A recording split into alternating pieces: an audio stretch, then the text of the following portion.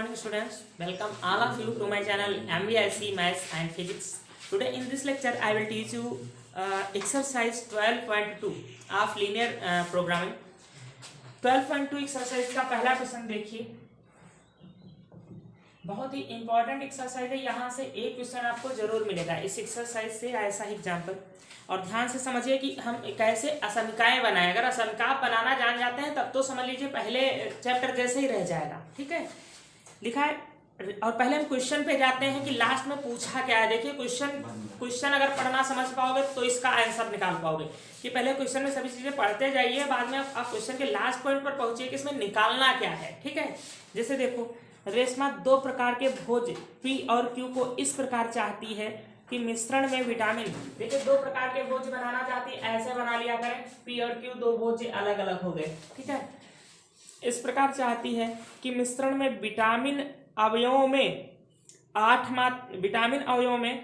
मात्रक vitamin A तथा 11 मात्रक विटामिन बी हो। इसमें चाहती है कि 8 मात्रक विटामिन ए हो और 11 मात्रक विटामिन बी हो। हाँ, 8 मात्रक विटामिन ए तथा 11 मात्रक विटामिन बी हो। भोज पी की लागत, ये दोनों की बात है, दोनों भोज में ऐसा करना चाहती है कि 8% विटामिन ए हो और 11% विटामिन बी हो, दोनों भोज्य पदार्थों में।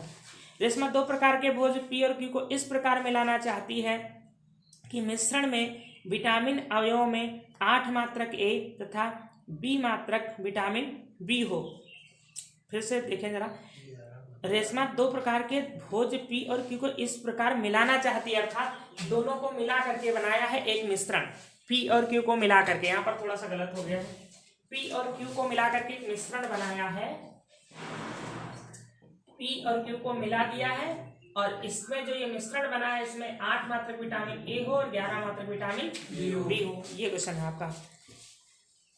भोज पी की लागत जो है वो 60 रुपये प्रति किलोग्राम है और क्यू की लागत 80 रुपये प्रति किलोग्राम है। ये लागत की बात हो गई। जो पी है उसकी जो लागत है वो 60 रुपये प्रति केजी है, 60 रुपये प्रति केजी है।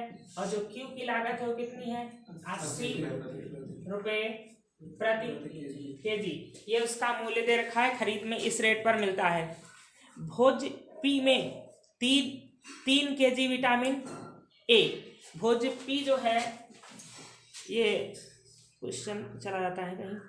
भोज पी में 3 मात्रक प्रति केजी विटामिन है। देखो जो भोज पी है इसमें 1 केजी पर 3 मात्रक विटामिन ए है, 3 मात्रक विटामिन ए है प्रति केजी पर। ठीक, और 5 मात्रक प्रति केजी विटामिन बी है। देखिए इसी में 5 मात्रक विटामिन बी है प्रति केजी, अर्थात 1 केजी पर 5 मात्रक विटामिन मिल जाता है।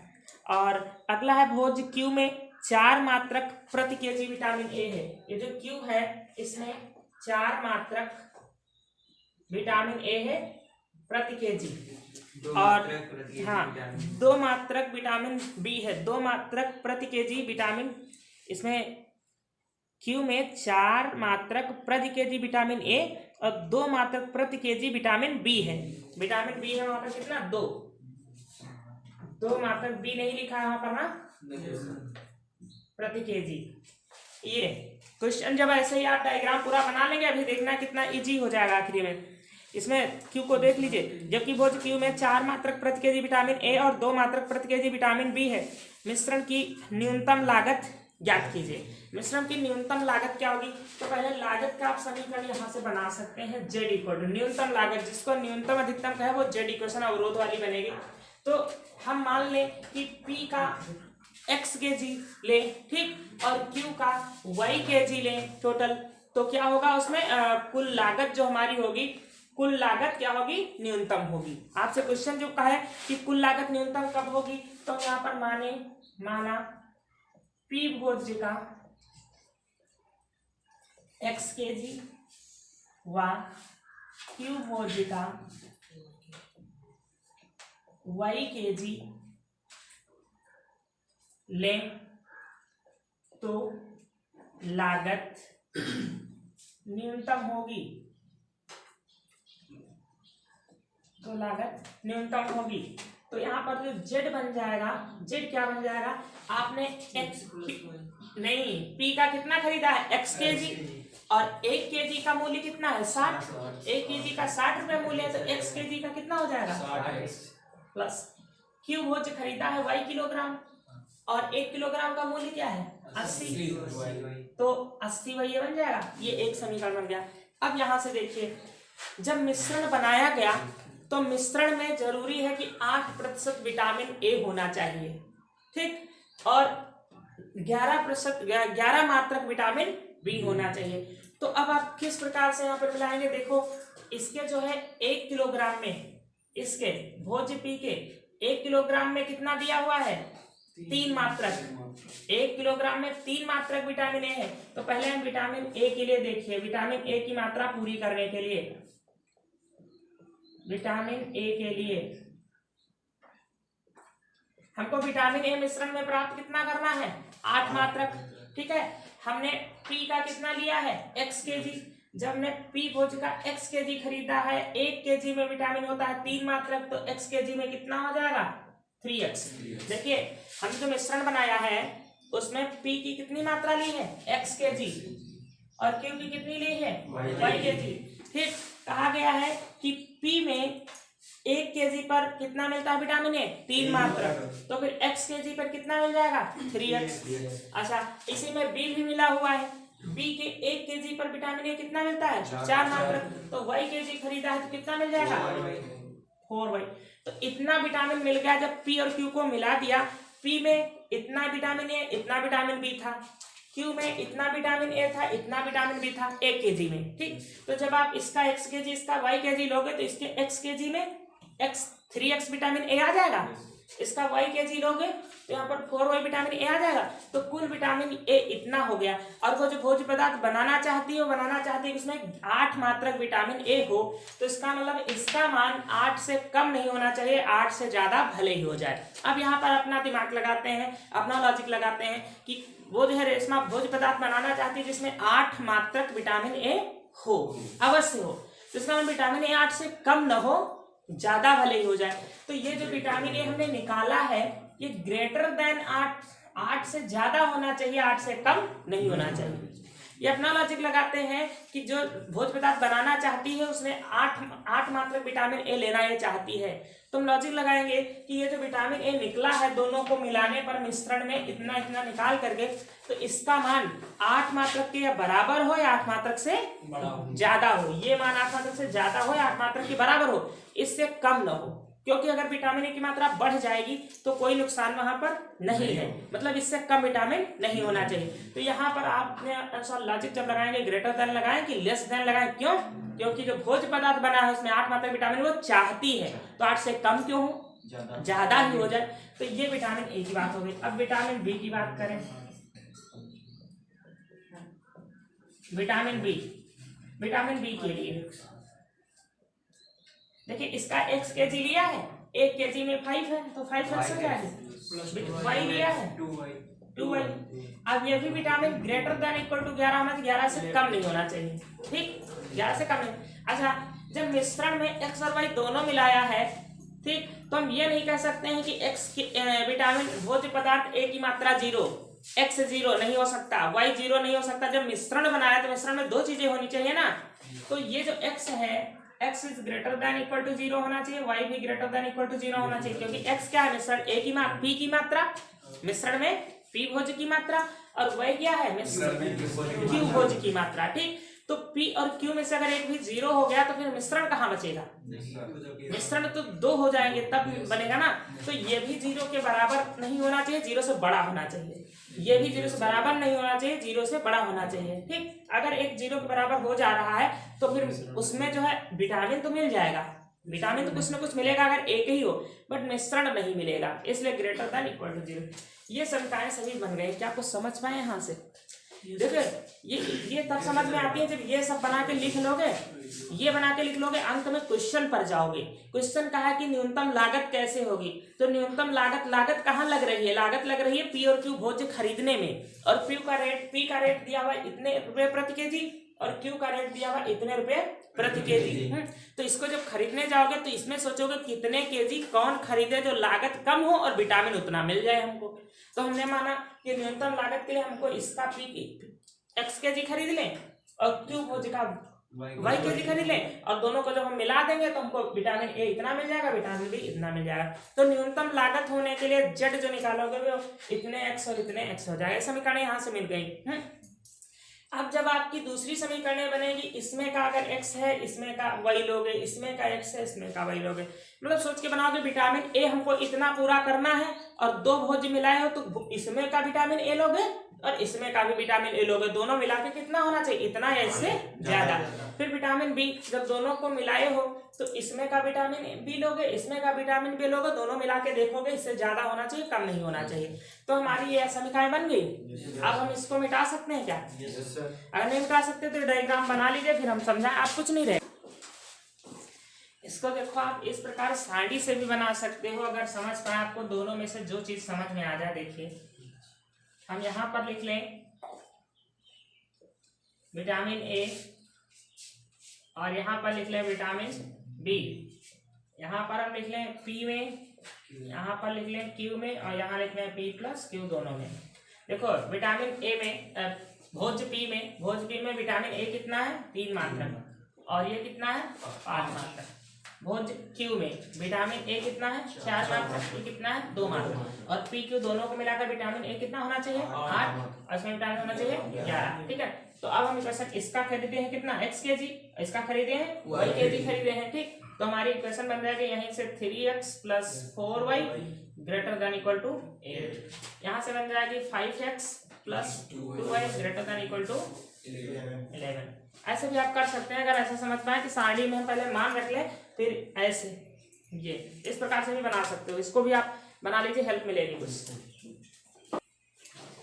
अब देखिए इनको हम समीकरण में चेंज कर रहे हैं। 3x plus 4y equal to हो जाएगा 8, ये हो जाएगा 5x plus 2y equal to 11। ठीक, ये समीकरण हो गई 1 और 2। हो सकता है कहीं इंटरसेक्ट करती हो तो हल भी करना पड़ेगा। अब देखो 1 से 1 का यहाँ पर टेबल बना रहे हैं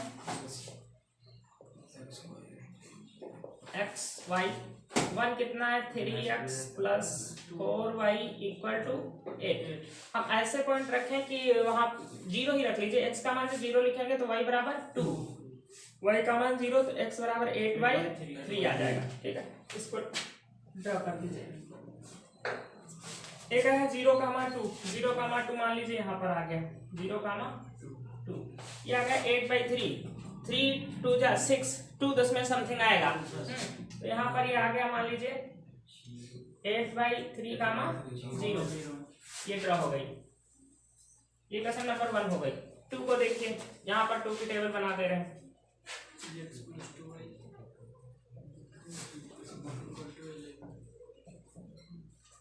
5x plus 2y equal to 11। जब यहाँ से x का मान 0 रखोगे तो y आ गया 11/2। ठीक, 11/2 आ गया ना, y का मान 0 रखोगे तो आ जाए क्या बोल रहे हैं।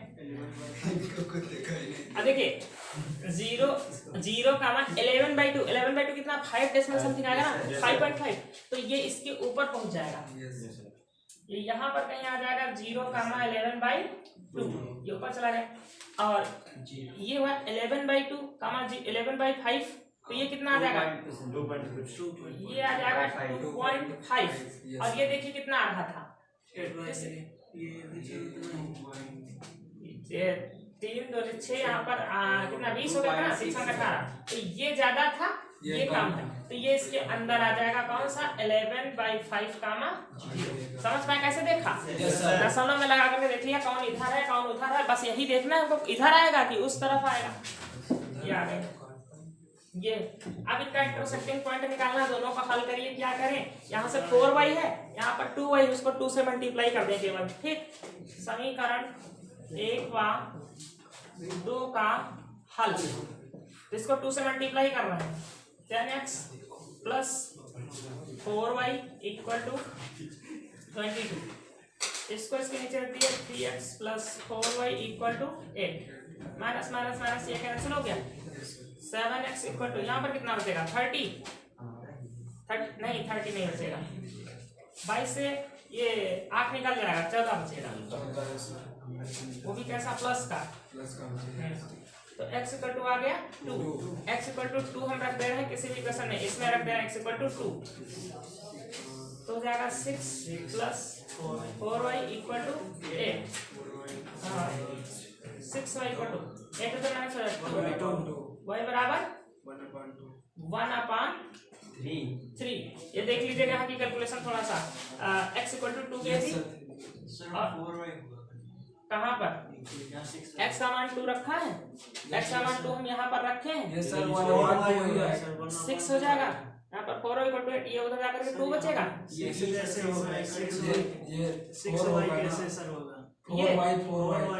2 हम यहाँ पर रख रहे हैं, सर यहाँ तो सही है, ये 6y यहाँ पे है, यहाँ पे 4y, अच्छा यहाँ पर 4y बता रहे हैं 1/2 देती, सही, यहाँ पर 1/2।